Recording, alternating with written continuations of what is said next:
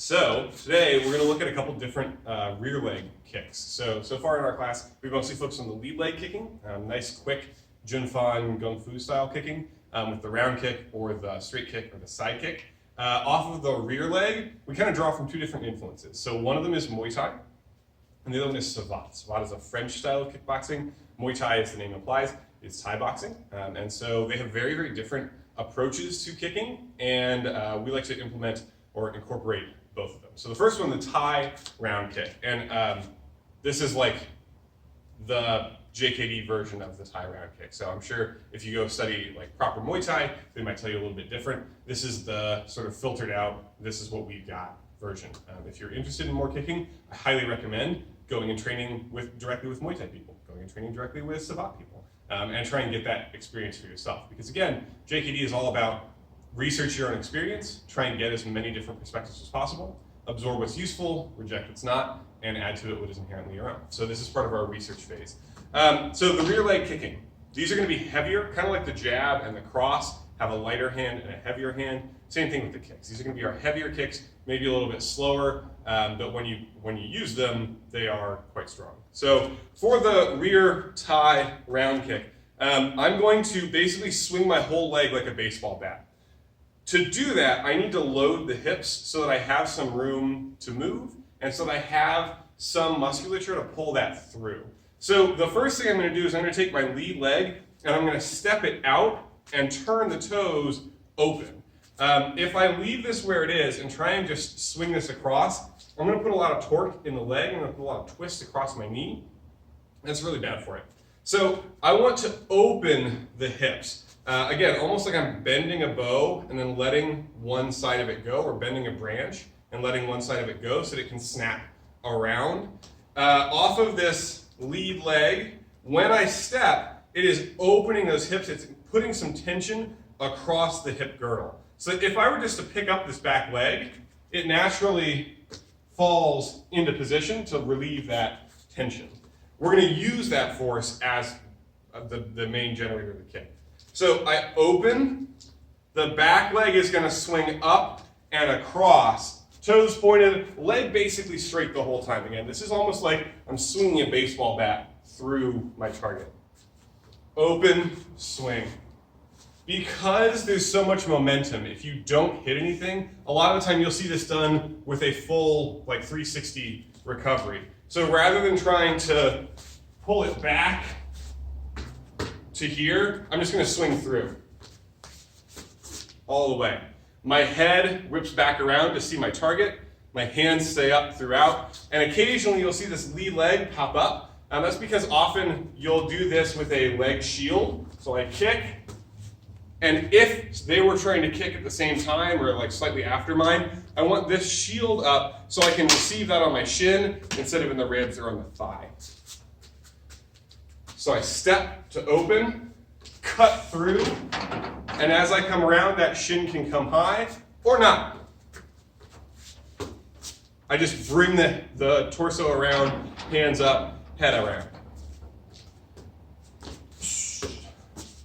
That step can be big if I'm trying to go through a target. It can be small if I'm pretty happy with where I am. But I've got to open the hips or else I can't get into the force.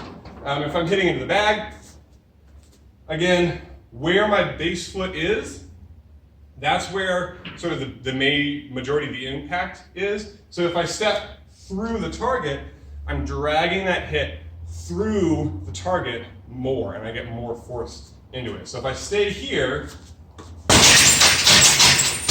it's all right. If I step through, I get a little bit more push because I'm actually cutting through the target a little bit better.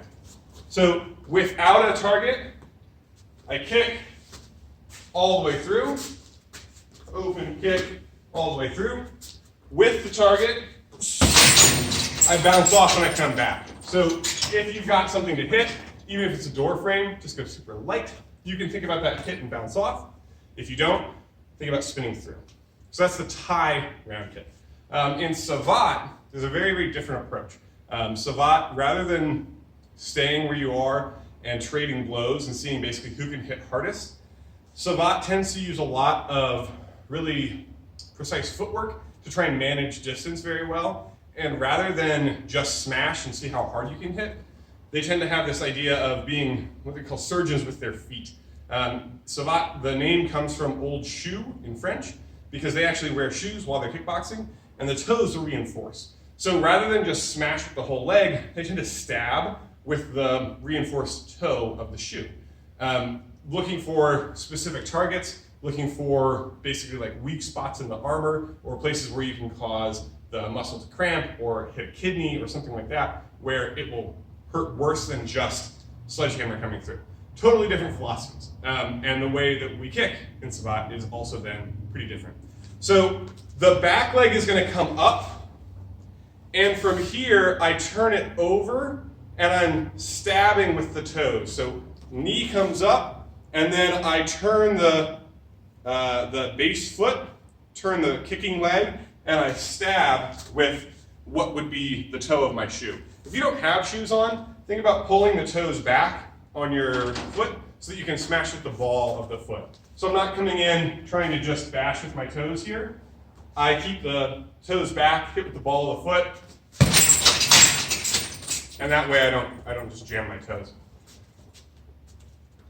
Comes up, turns over, and hits. And from there, you can really play with the height too. That's one of the things that makes this kick sneaky, is you can hit high, you can hit mid, you can hit low, but the chamber for all of them is basically the same.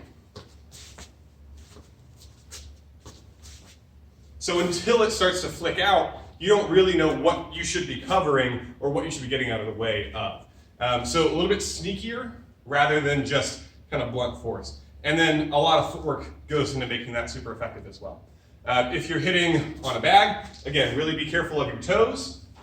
Thinking about pulling them back so you can hit the ball of the foot.